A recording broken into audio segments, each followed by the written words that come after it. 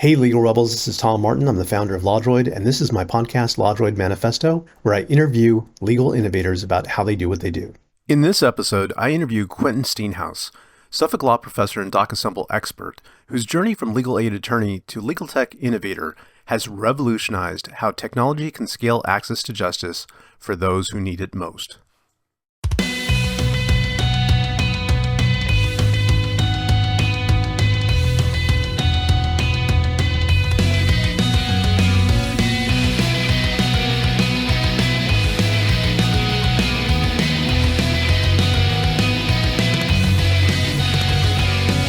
Welcome to the LawDroid Manifesto podcast. I'm Tom Martin, your host, and I'm thrilled today to have Quinten Steenhuis on. He is a practitioner in residence and co-founder and co-director of the Legal Innovation and Technology Lab at Suffolk Law School. And I'm very proud to also be a colleague of Quinten's, although he has much more experience and he's done some fascinating projects that we're going to get into later. But how are you doing over there, Quinten? We're doing pretty well. Yeah, it's a beautiful spring day here in Boston. One of our first really nice ones. So that's awesome. I really love this time of year here in Vancouver. You know, you had mentioned it was raining a little bit in Boston. Like, we get rain for almost 10 months a year. And so we all really look forward to the sun coming out. Like this morning, took some pictures of the flowers out front because, you know, sometimes you got to stop and smell the roses. Yeah, we have some beautiful trees that are still in bloom in our neighborhood. Been enjoying looking at those quite a lot. Before we, get into your backstory, what's something that you were just working on right now? I think there's a new project that just came out, right? So this week we launched an eviction sealing app. So that was really excited about that for a couple of reasons. One, eviction sealing is something I really understand the impact of from my time working in legal aid. So I spent 12 years at Greater Boston Legal Services representing tenants. I often saw how much of a barrier it was for a tenant that their landlord could just look up that tenant's name, whether they won or lost, whether they sued the landlord or the landlord sued them. No matter how trivial the cause was, if they found their name in the online court record, they were often not going to get that apartment, which meant we couldn't help them move on from a bad situation to a better one. They were going unhoused. Their kids maybe were displaced from their school system. Really important to me to see that tenants don't have that barrier when it's unfair for them. The other really exciting thing about that project is it's one of our first collaborations with the trial court where we have electronic filing integrated in it. So this is something that we've been working on in one way or another for the last 7+ years before I even joined the Lit Lab. As a legal aid attorney, when the court was signing their contract with their vendor to deliver electronic filing, put in a public comment and said, hey, whatever system that we have to be able to let people integrate with and have a way to connect some of the great apps that we're building in legal aid to that electronic document. And this is really the culmination of all of that work, where we're really doing it in Massachusetts for the first time. We've been doing it in a few other states. Went live with some of that in Illinois first, and then we followed up by doing it trial in the appeals court here in Massachusetts. This is our first real collaboration with the trial court. So it's exciting milestone. Yeah, that's really cool. And also, as the founder of Lemma Legal Consulting, that's the company where you provide like private consulting on these same like automation matters, right? That's right. A lot of the projects are a bit different when we're doing them with my Lemma legal hat. So I do some work with nonprofits in that capacity. In Suffolk, mostly we're not doing projects that are focused on directly working with an end user. So we're more doing infrastructure work. We have this kind of special relationship with the appeals court and the trial court in Massachusetts that let us take that a little bit more broadly, where we actually build apps from start to finish for them. So as a consultant, I'm working with folks around the world, and a lot of them, about half of our clients maybe are in private law firms, half of them are in nonprofits. And that work ranges from efficiency work to help with intake process improvement, for example, using AI innovations, to kind of the standard document, whether that's for a family law firm, estate planning firm. Those are some of the most common and popular areas for that work, the document automation work. And I know you've done a lot of document automation work in, especially with regard to DocAssemble and integrating that into people's workflows. And I definitely want to get into all of that. And for everyone watching, that's a bit of a teaser about what we'll get back to later. But as you all probably know, I do want to get into your origin story. So, All right. yeah, let me ask you a few questions about that. So now you live in Cambridge, right? That's right. Were you born in Cambridge? Where did you grow up? No, I grew up almost my whole life in Ithaca, New York. So upstate was the place where Cornell University is based, as well as Ithaca College. Beautiful, bucolic, small town. You mentioned the bad weather that you get in Vancouver, not getting to see the sun for months at a time. Definitely true of growing up in Ithaca as well. And then I went from there to Pittsburgh for my undergraduate, kind of the same. So it's bright and sunny here in Boston in comparison to that. That's my childhood. Wow. Okay. So was it, so in Ithaca, like, describe the neighborhood a little bit for people that might not be as familiar with it. So Ithaca's a pretty small city. So the city has about 30,000 people. Total college town. A lot of back to the land hippies moved to Ithaca and stayed there. And I think my family was somewhere in that realm as well. I was one of 9 kids, so I was adopted as one of 9 kids. My dad was a college professor. Yeah, big family. You said your dad was a college professor? Yes, he was in the agricultural and biological engineering school at Cornell.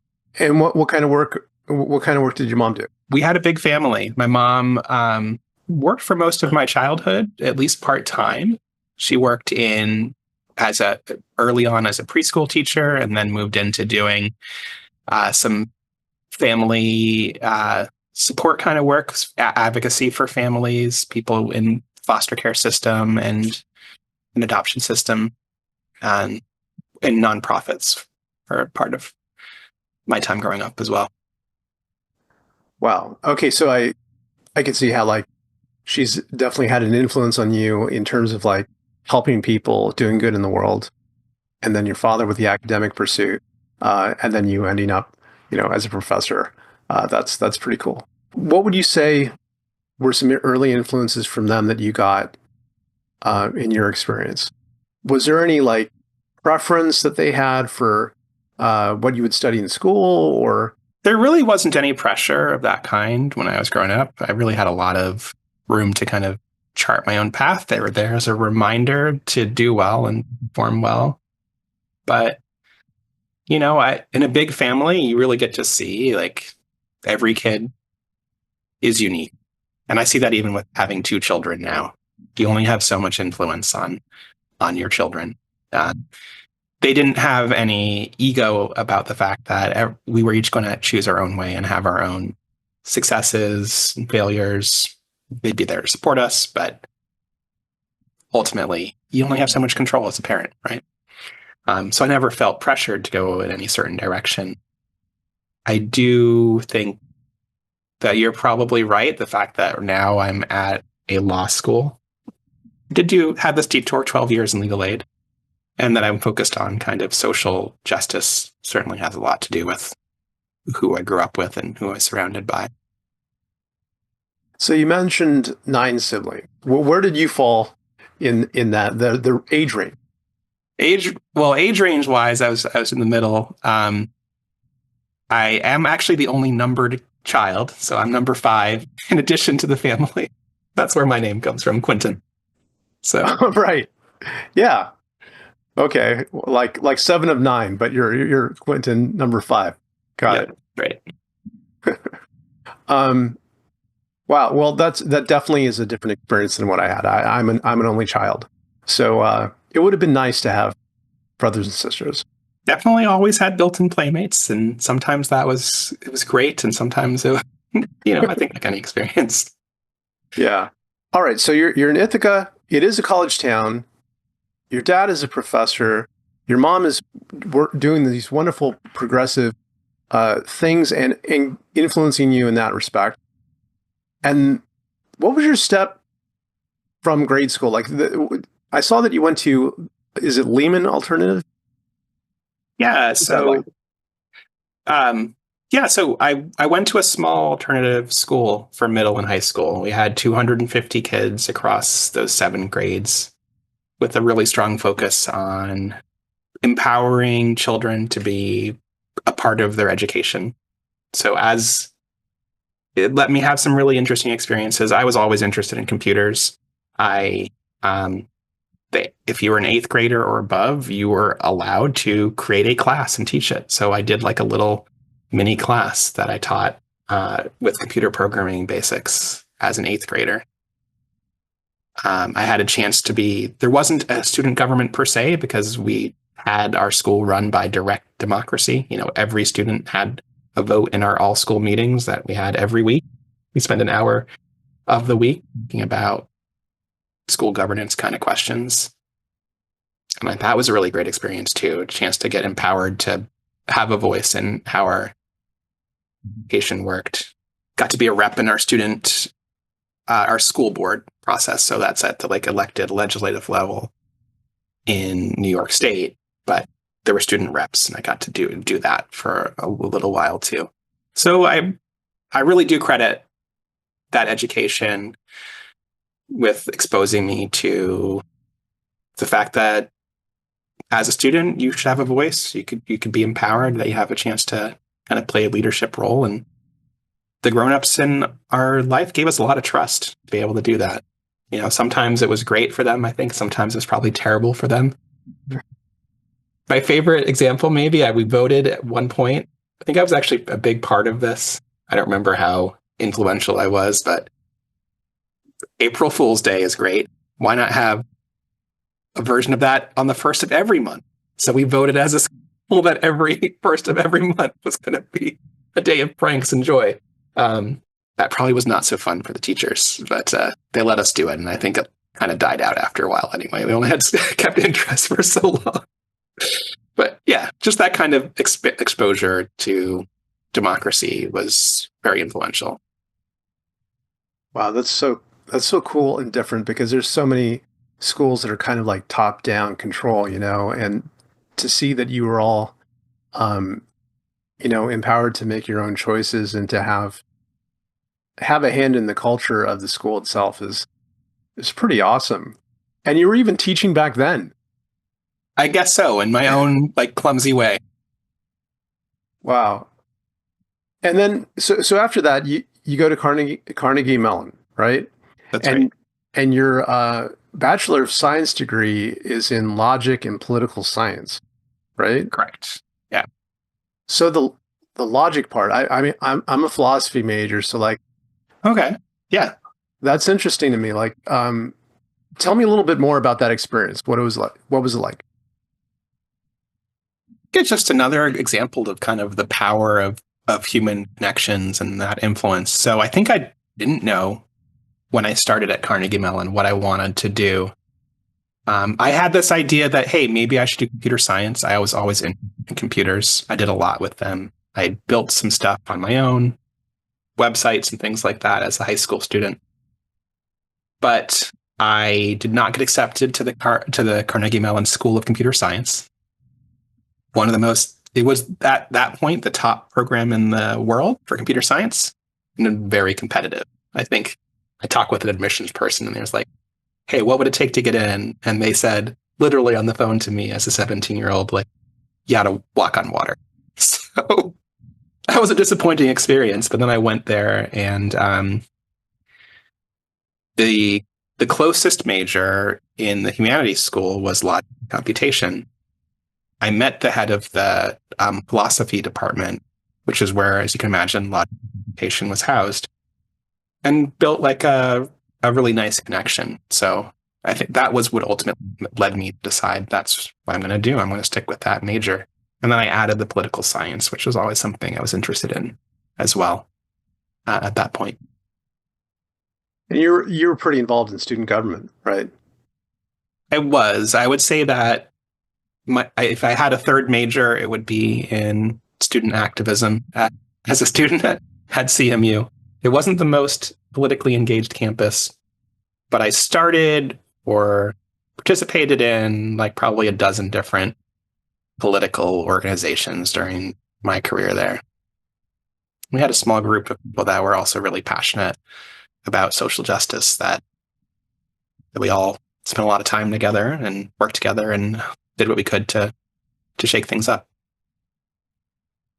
And I think I saw something that you're working in radio. What was that about? So one of the groups that I did not start, but I was one of the founding members of, I suppose, was our branch of the Independent Media Center.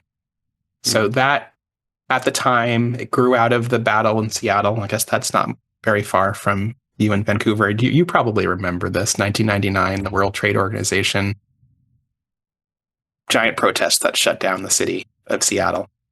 And Yeah. I started college not that long after that.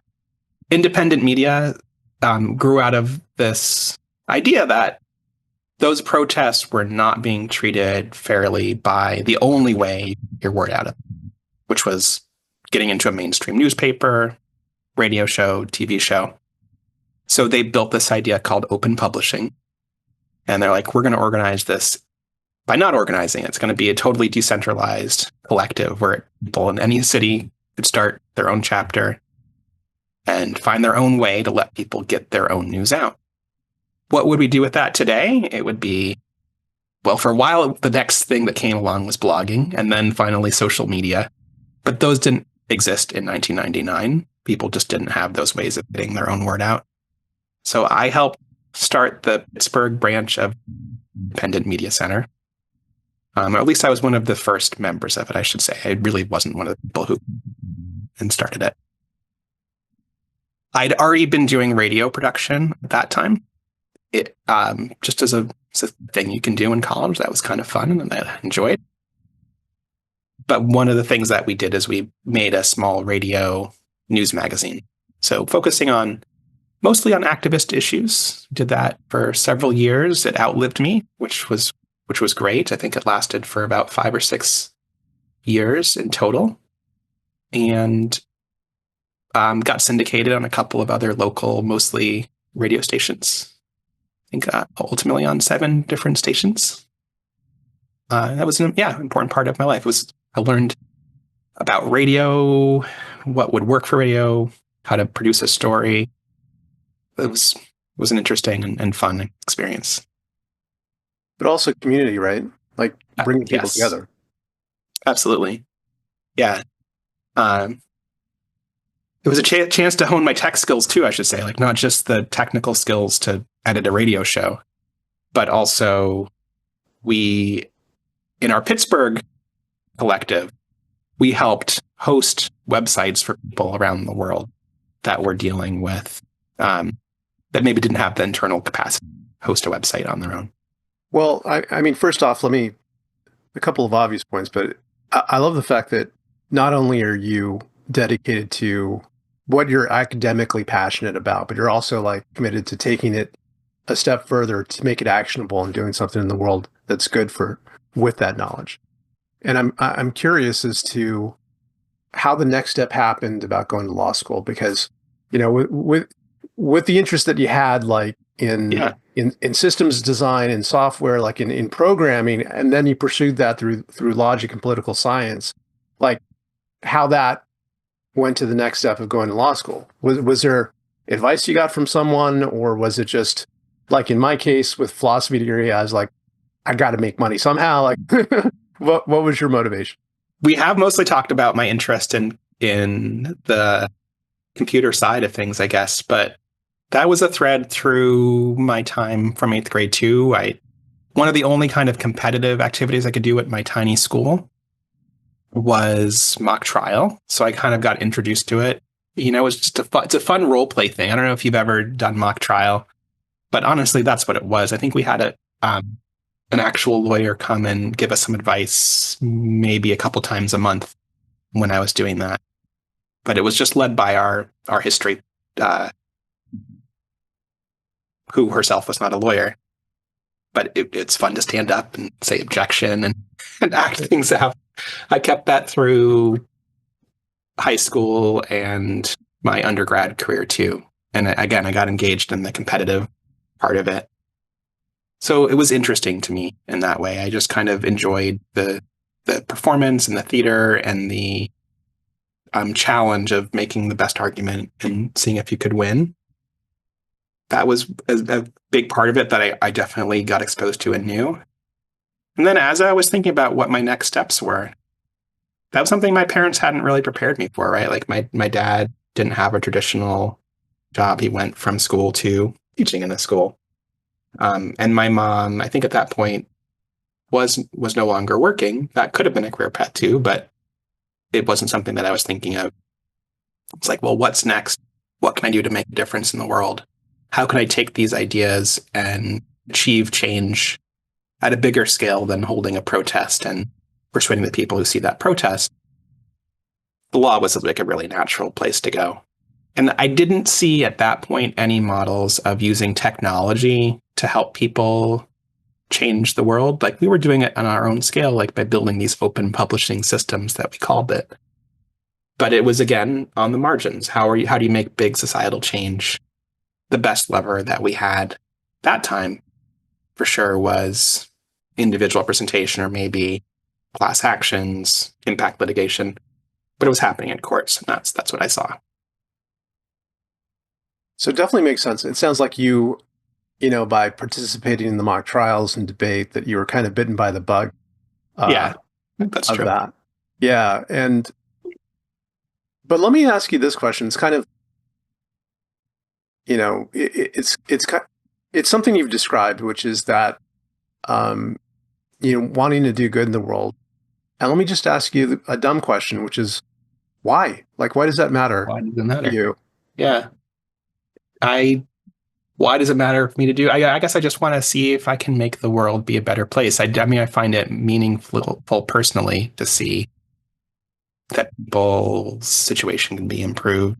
I definitely just have that as a core principle. That's where most of my work has been for my whole life, and all the things that I did for fun too. And we're kind of oriented that way, I guess. I guess there's like two other influences I can say, right? So when I was growing up in Ithaca, I mentioned the Back to Land movement. That was part of it, the hippie movement of people who moved to places like Ithaca to kind of have a place of a different way of living than what they had been grown up with in the 50s and 60s. Also, there was another thread, which was like workers. So Dorothy Day and people who followed her, they were big in the social justice movement in Ithaca. People who put themselves on the line to get change. I remember hearing about some of our neighbors, going to Vieques and placing themselves in the path to stop the bombing that happens on that island in Puerto Rico. So I saw those models around me, and I think those were pretty influential to see, like, hey, we're going to make the world a better place. The other thing is, growing up, I've found out this is not true. I've met some of my biological family, and I've done the DNA test. I was told that I was Native American in part genetically for a long time. This is really true. Common for a lot of African American families that they believe that that's part of their ancestry, and it may or may not be true, or maybe the tests aren't that good. I don't know. And then we were not very far from the Iroquois nation where I live. So I remember that idea, right, of like you're thinking ahead for the next 7 generations. It's now been co-opted commercial product. I think you can buy 7th generation products in the store. Yeah. That's not how I learned it. We really did get taught that in elementary school. That idea of you're thinking ahead, not just for what you need, not just for what your children need, but what's it going to be like 7 generations from now? What's the world going to be like? It's hard for me to imagine not thinking in that way, like that long-term planning and how we can improve the world for people. Well, also, the Iroquois nation was a lot of ideas were kind of co-opted for American democracy as well. That's probably part of the way we talked about it in school too. Yeah. All right. So Cornell, graduate cum laude, And also were very, very involved, right, in student government and other activities there. So it seems only natural. I think you had an internship with the Greater Boston Legal Services. Was that straight out of law school, or was that? Yes, I was the last person who got hired. They had this idea like, hey, we're losing everybody to fellowships and law firms because they find out they're going to get employed in fall of their 3L year. So for a very brief window before the financial crisis, Greater Boston Legal Services had this fellowship program. I got hired in the fall before I graduated or passed the bar, which was amazing, and not the reality for people who want to do a public interest job now, mostly. And so let's talk about that, because you spent over a dozen years there, and did a lot of great work. And so I'd like to follow the progression of that. Like when you first started there, I mean, what was that like? What kind of position did you have when you started? What was the charge of, the Greater Boston Legal Services? What size were they at the time? Did they grow over time? Like all that stuff. Yeah, they're fairly similar in size now to what they were when I started, but there was a period of time during the financial crisis when they shrunk dramatically. So I started as an attorney in the housing unit. I stayed there for all 12 years. As I mentioned, I started there in 2008, so pretty soon into my career. Yeah. We had the financial crisis. The funding came, a lot of it, from interest on lawyers' accounts. When two things happen, right? Interest rates dropped to zero, and lawyers were no longer holding huge amounts of money in escrow for closing corporate transactions or deals, or even, for paying for someone's house, right? That just wasn't happening. So there was no more funding. We were at risk of involuntary layoffs, but we had this period of time when I was there for less than a year when we started thinking about doing job sharing and voluntary layoffs. So that was kind of a scary time. We were, as a new lawyer, and we're a unionized shop, so it was kind of last in, first out when it comes to layoffs. So what kind of happened kind of fortuitously is that one of the folks who took this voluntary layoff was our IT systems administrator. I had done that as a side job in college. I knew really well how to do that job. So I volunteered, hey, I won't be at risk of layoff. This is a job that the organization needs. I'm going to split part of my time doing systems administration and part of my time learning how to be a lawyer. So it was a really interesting thing, like not that far into my career, to kind of have my job split into those two very different paths. Wow. So you're both a housing attorney and a systems administrator at the same time. That's right. Yeah, I wasn't the only person on our IT team, so there were two other folks. So it let me be somewhat flexible about that. Yeah, so many questions about that. Like, first off, as a housing attorney, I'm sure you have a considerable caseload that you have to manage, right? Yes. So that was something that changed, obviously, right? So as a person having two jobs, my caseload was reduced. Okay. How many would you say that you would have to take care of in a month? Well, what's interesting is that eviction cases actually could take a surprising amount of time. I think our target was like 50 in a year. No, I think the most you could have at a time was 50. I probably had like 10 cases that were at some stage of being worked on, maybe as many as 20 or 30 that were like, hey, yeah, that's open, but there's not really anything happening on it on a month-to-month basis even. Wow. Yeah. And then juggling that with also helping everyone out with court. Yeah. I did some different kinds of things too. So we ran group clinics that I would help run, our eviction defense clinics. that was something that I could always do with my attorney hat on. And later on in my time, I helped run our on-site legal services at a shelter in Boston, Rosie's Place. So I did that for several years. And again, so like it was pretty discreet, right? I was limited to the time that I was there. I was helping people when I was there and maybe a bit of follow-up work for them. And I had a smaller number of cases that were in court at that point in my career. What's one case, maybe it's an unfair question because, it probably has been a while, but like, is there a case that stands out to you as one that you worked on that, I don't know, made a difference for you and the client? There are a lot of cases that I can remember. I mean, I think one, I'll list a few. Like one was a woman who worked in the school system as a bus driver. Every summer, she would have no income. Every summer, her housing would have some problem, like correctly calculating her rent because she had subsidized rent, even though it was the same thing that happened every year. And she got in trouble before for saying, "Hey, wait a second, your income changed. You should be paying more." And they would often not work out in her favor. And we were really able to help her straighten that out, make sure everything was calculated correctly. Not the most exciting thing, but that happens to a lot of folks in subsidized housing. Just that it's a trap for the unwary, right? Like if you're not careful, even if you think you're doing everything correctly, you can run into trouble because they need to know every penny that you earn, essentially. And sometimes that's unfair if your income is seasonal. I helped a number of clients who were in trouble just because they had too much stuff in their house or they weren't clean enough. And again, it's like, is your landlord going to be intervening in this if it's your own house that you own in the middle of nowhere? No, just because you are in a program where some of your rent is paid, you have automatically more supervision over yourself and can be kind of paternalistic sometimes.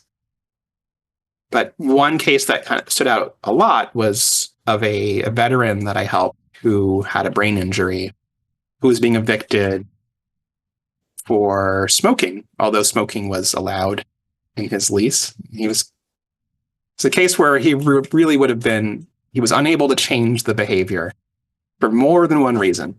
Because of his mental limitations, it was very hard for him. It was more likely to engage in kind of impulsive behaviors. So like you can just say like, "Hey, yeah, stop smoking." And smoking is addictive for anybody, regardless of whether you have a brain injury. But I remember that tenant because I think he would have been treated tremendously unfairly, right? I really feel for his neighbors who didn't want to have a tenant next to them who smoked, but this was in a changing part of Boston where people had lived for generations, I think, including his family. And the folks moving in who were complaining were younger, higher income folks that were changing the neighborhood, gentrifying it in their own way in this building.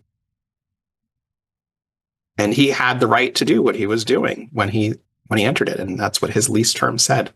But he would have been pushed out and been made to leave if we hadn't been able to represent him and help him. Hey, I don't smoke. I guess I'm glad that my neighbor doesn't smoke either. But I think people really need to be treated fairly in that kind of process. So it was a meaningful thing to be able to help him through that. Absolutely. And, housing, it's not just an abstraction. Like it's something so personal to us, where we live, how we live. And it sounds like in a lot of these situations, you have this external power that's kind of intervening in your life and saying what you can do and what you can't do, even when it says you can do, like you pointed out, and then making an issue of it. It's really a great thing that you're able to help them out. I will say, like, there's one more family, and I think I can talk about these cases without using identifying details. But there was a family in a longtime immigrant neighborhood of Boston. Again, had been there for generations in the same apartment. Her building had been sold multiple times. She lived there with her disabled daughter and her adult son. They had a wonderful family unit. But each time the building sold, the new owner was like, "Hey, I could make more rent in this apartment by kicking out this family that represents the soul of this neighborhood with their disabled daughter," and did not work. We were able to keep her there in her home with her daughter and her son, but it was really interesting. This had happened to her multiple times. So it sounds like everything that you had in your life was kind of leading towards this because it was bringing together these multiple different experiences you had with love of, computers and logic and thinking things through, yet at the same time, wanting to help people in the world. Um, and then from that, you created Lemma Legal, which was a way for you to have your own company and help people directly. How did you connect with Suffolk Law School? Because that seemed like a perfect match as well. Yeah.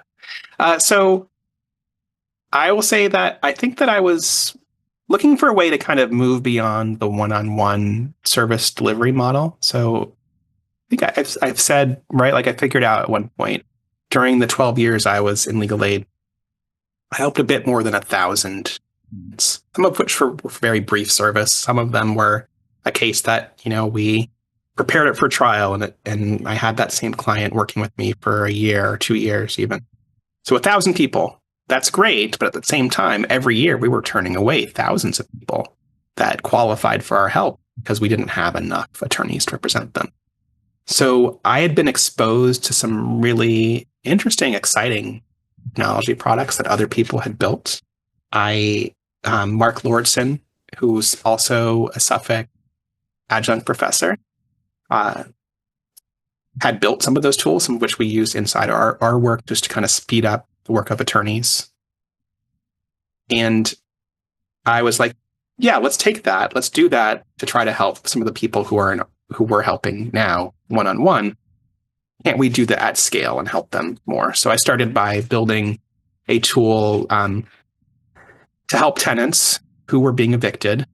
I kind of think of it as being like a legal clinic in a box. That's the term that I like to use. So all the things that I was doing when I would meet one-on-one or in a clinic setting with a tenant, that might take several hours from start to finish. It's like, how do we make those all accessible in a smartphone friendly format? So someone could do it on their own schedule at their own home, their own pace, and we don't have to screen anybody out. So it's a free tool that's available to anybody. I was really fortunate that I think it actually has something to do with the fact that I was flexible, right? That I had these two different job roles. If I said, hey, this is something I'd like to do to help my own professional development, my supervisors, our leadership at Greater Boston Legal Services, Jackie Bowman, our director, everyone was very open to saying, like, yeah, that's something you just go for it. You can do it.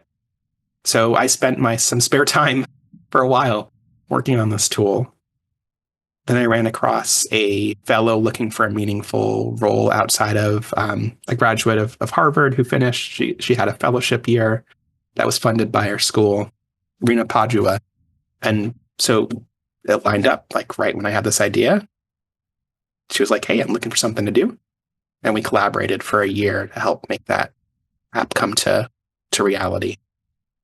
And that's Massachusetts Defense for Eviction, or MAID for short.